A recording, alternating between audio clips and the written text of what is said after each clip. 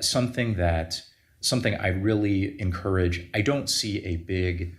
It's harder to see a big federal role for this. I think this is more a question of state and local law. Is reinvigorating, where possible, Sabbath rest laws.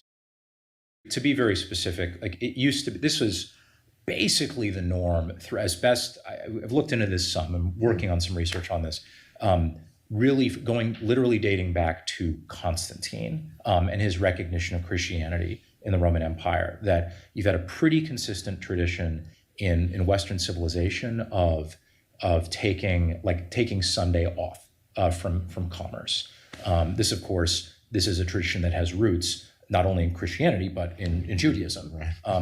And keeping the Sabbath holy, and having a time not only for, it's not merely from rest in the sense of abstinence from work, but it's rest for time with God, time worshiping God. It's rest for time with community, and even in between is time with family.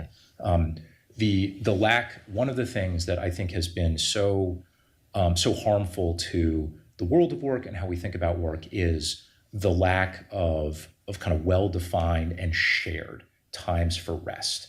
One of the best pieces on this from a secular-ish author named Judith Shulevitz put this in The Atlantic a few years ago, called "Why You Never See Your Friends Anymore."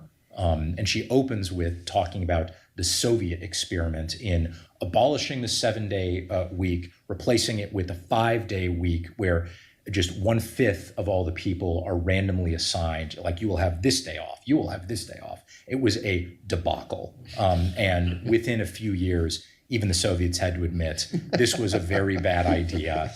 Like these are like, these are the masters of even the Gulag people thought that this was a bad idea. Like, we can't keep doing this.